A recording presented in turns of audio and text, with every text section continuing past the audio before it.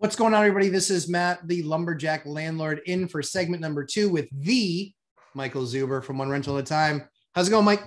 Going great. Look forward to this update. Your off-market $1 million apartment deal. My off-market $1.5 million apartment deal.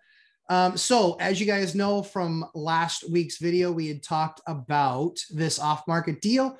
I actually did my first foray into seller financing. So it ended up being, the breakdown was 1.5, seller carrying 175.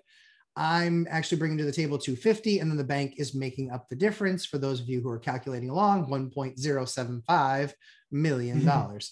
And so deal was looking good. Everything was fantastic. There was skipping in the streets. I was so excited, about to close on my first seller finance deal. And then the deal went to poo-poo. Oh, it happened. That's okay. So here's the deal. So Mike has no idea. I actually wanted to share this data with him live. Oh, no. Yeah. They came back and they said, oh, actually, we wanted 155.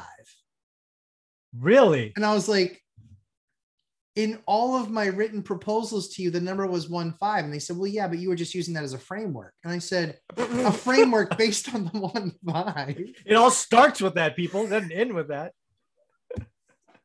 What are we doing? I said, the framework of the deal can change and the dollars inside that framework can change, but the offer price is staying the same. That's what I want to pay, 1.5. Yeah. And so I was still waiting. I was still doing my due diligence because I was actually still, we weren't officially under contract yet. And so I was still collecting data. Okay. So I'd made a couple calls to the town and I'd done some sleuth work, and my agent that had got me in there for an off-market opportunity, she'd done an amazing job. And the seller was just basically kind of dragging his feet a little bit and getting us some of this data. I get it. He's probably super busy, but I'm getting one document and then I'm waiting a couple of days and getting another document. And so last week, when I'd actually gone over the process with Mike and kind of talked through the numbers and we kind of worked through those numbers, the numbers looked pretty good. Yeah. You know, it was, when it was all said and done, it was going to be in the 20% return on capital number. Yeah. Number was spectacular. You know, I was giddy. You know, everything was, you know, rainbows and sunshines. And then we started dying the death of 1,000 cuts. Oh no, I'm sorry. So, oh no, hey, listen, this is business. So we get the first document back and we kind of figure expenses. And what that basically put expenses at was right around $2,500 a month expenses. Okay. And so we had kind of gone through that, the $2,500 a month in expenses. In fact, I actually have some of the numbers that we covered last time around. But yeah, so we're going through all those numbers. And what was really interesting was $2,500 is basically where those expenses started.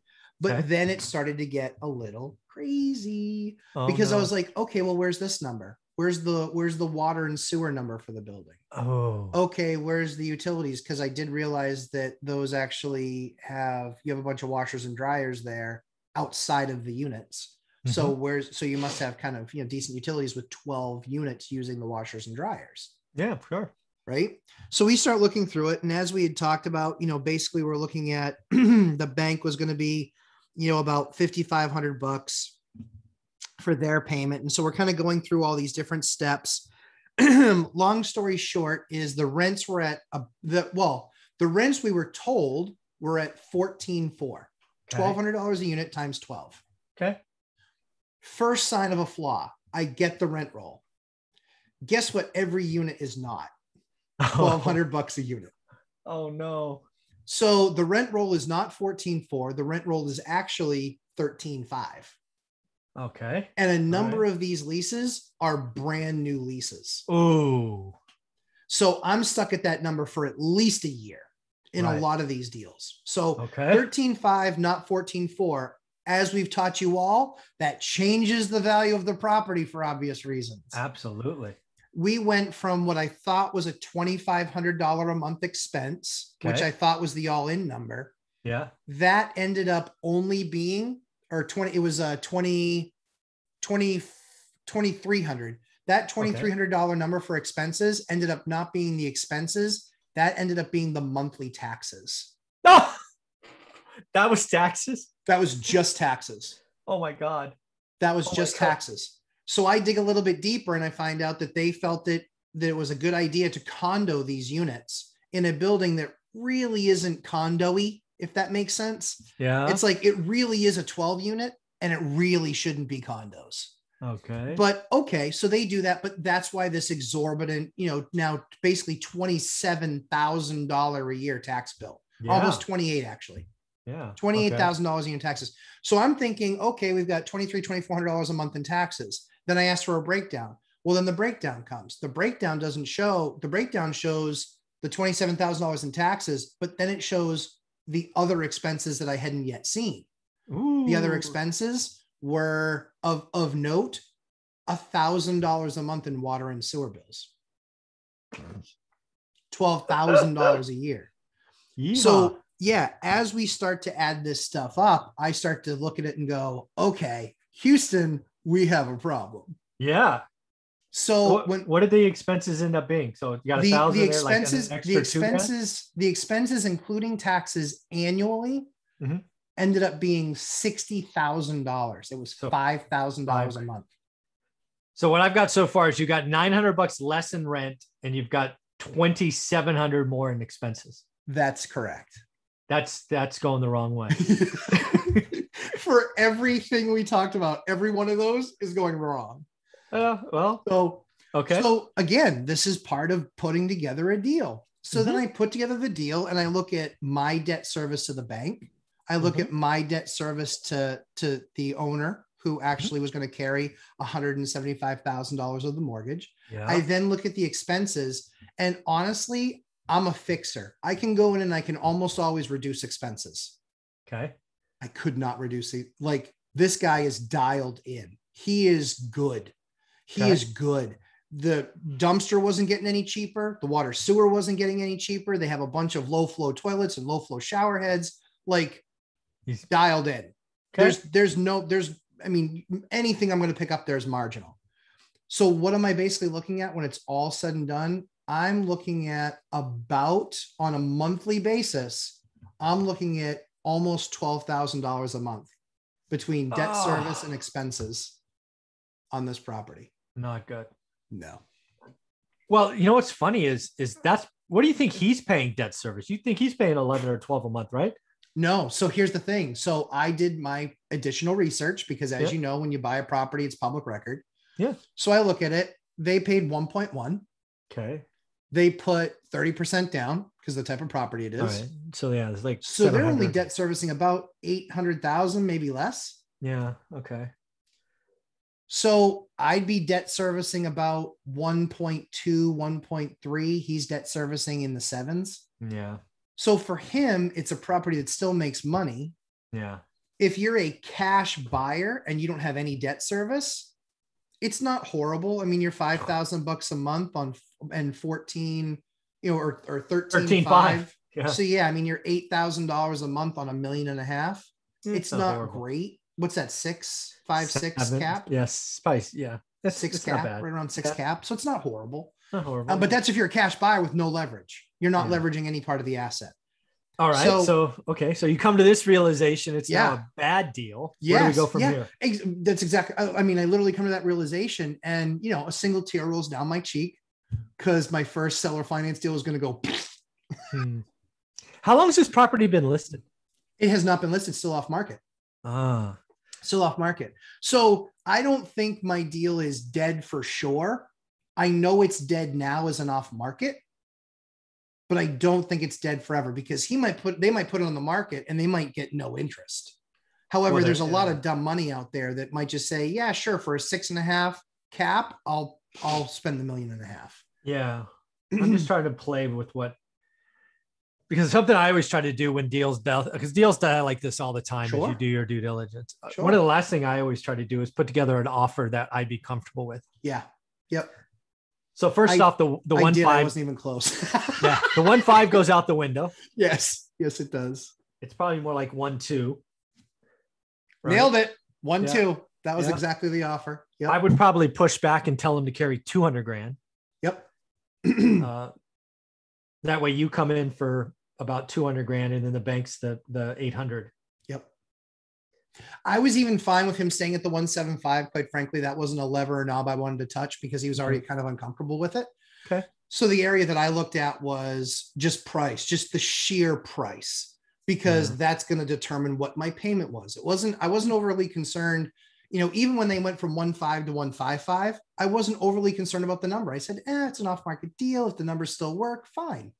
The whole problem is the numbers didn't work. The payment became garbage. And, as humbly and as nicely as I could say it, I have duplexes that make more money than this 12-unit do. Yeah. A lot more money. Yeah. I'd go back at the 1.2 and say, hey, just know I'm here, because what's going to happen is he's going to put this up. He may get a cash buyer. So he has a cash offer that I know is significant. I was told it's significantly higher than my 1.2. So and I said 1.35, 1.4. They obviously couldn't disclose, but they did say a cash offer significantly higher. And I said, so it makes sense. I said, so basically the backdrop is going to be, hey, little old Matt, the only way that you can use this is little old Matt is here to take this deal at 1.2, and we can put all these other pieces together. If you've got that backup, but that backup cash buyer, or that cash buyer now becomes the backup, and then they're going to see what they can get on the market. That's what you have to do in this arena, right? Yeah. But yeah, I didn't feel, Mike, I mean, it's shocking that you pulled that number out of your head, because I know you could do the math real quick, but that's where I was at. I was at that, 1.2 was all I really could. Yeah. At 1.2, it is an 8 cap. So that's not a bad deal at 1.2. Yeah. But at 1.5, no, it's got to be 6. It's low 6s, high 5s. Yeah. It's not even worth doing. Yeah. Not a number worth doing with that much capital in the game. With that much capital in the game, just not worth doing. So not worth doing. The lesson here is do your due diligence. Absolutely. Get all the way through to the end and be willing to walk away if it's a bad deal. Yeah. If any of your assumptions change, walk away. There's always another deal. There's no reason ever to do a bad deal. That's right. And bigger is not always better, folks. A duplex makes more than a 12plex. Do the duplex. Yeah, exactly. Well, I mean, that was the thing is right now there's that frenzy, right? Yeah. Where all of those guys with bigger pockets are running around and saying, I'll do that for 2 million. Yeah, I'll do that for 2.5. And they're overbuying some assets. And at the end of the day, they're valuing the per unit cost way too high because they don't have a better place to put their money. So they can get that those compressed values back. And it doesn't really matter to them. To me, I'm cash flow. I care about cash every flow. Time. I'm using leverage every single time. And if a deal works in this market, it works. Exactly. It's all about doing a good or great deal, not doing a bad deal, and not doing a deal, especially when there's only so much capital. I don't have a big bucket of cash sitting there waiting to be You don't got a money tree in the backyard? Yeah. I mean, and if I did, somebody else chopped it down and took all my money. So yeah, I mean, that's the thing is it's got to be best use of capital. It has to be. Don't be afraid to walk away from the deal. Now, I was respectful through the entire process, so they can come back to me if they want, but I just let them know, hey, with all due respect, all the time and effort that's been put into this, I really appreciate it on everyone's part. However, at this point, these numbers just aren't acceptable to me in order for me to be able to invest. Something else I always do when sellers like this is I would always say, by the way, does he have another property he might want to sell? Yeah. So we actually had that conversation. Good for you. Yeah. So we actually had that conversation. So he's like, I mean, when this works out, he goes, there's some other properties I would consider, potentially divesting of. I said, sounds good. Hopefully, the thing with this one is that he only owned this thing for about 3 or 3.5 years. So for him, there's not this big upside, massive upside to selling. And he's debt servicing well. He's trying to get his down payment money back. Is what he's trying to do. So I get it. And so, talk to me about some of those things that you've owned for 8, 10, 12, 15 years. Let's talk about some of those. Where maybe more room. Yeah, exactly. Where there's more room for him to take more on more financing and for me to do it. The last thing that I'll say about this is that what's really important throughout this entire process is my bank was super, super, super supportive, but also cautionary. They were saying, hey, we just want to see more. We just want to see more. We just want to see more. I don't love the deal, but if you want to do it, we'll do it. And the great thing about it is that when you get to that point where you're over your 10 units and you're using some small banks, they're your partners in these things. You need to listen to them and take their feelings into account and not just go roughshod and do whatever you want. Amen. So when I had that conversation with him, with actually him and her, two of my bankers at the same bank, they both were supportive. They both said, yeah, if the numbers work, then yeah, we'll support you and we'll approve the deal. Wow. And then when I got back to them, I said, hey guys, the numbers changed and I've decided to walk away. Literally the senior exec said, oh, we were going to take a big swallow if you wanted to do this deal. And we were going to let you do it. We don't love this deal. This is out of your portfolio for what you do and what you make a lot of money on. We really weren't thrilled about this deal, but we were still going to support you through it. Wow. And I said, guys, your feedback helped me really further scrutinize things to where I had to really be in love with this deal. If I was going to do it, I couldn't just like this deal a lot. I had to love it. So keep that in mind this is in real estate, this is a people business.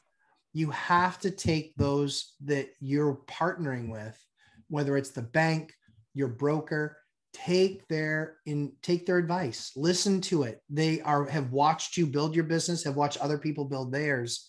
Listen to their advice because it could very well save you, or at least save your reputation a little bit in their eyes.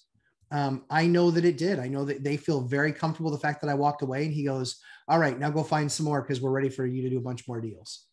Awesome. Congrats. Couldn't end up any better. Yeah. Perfect. Thanks very much, Mike. So Mike, how can everybody find you so they can watch all this stuff and they can take the course so they can try and put together their first seller finance deal and not have a blow up like I did? There you go. Go to your Google search bar and type in one rental at a time. Awesome. So guys, subscribe to the channel, lumberjacklandlord.com, lumberjack landlord, and one rental at a time.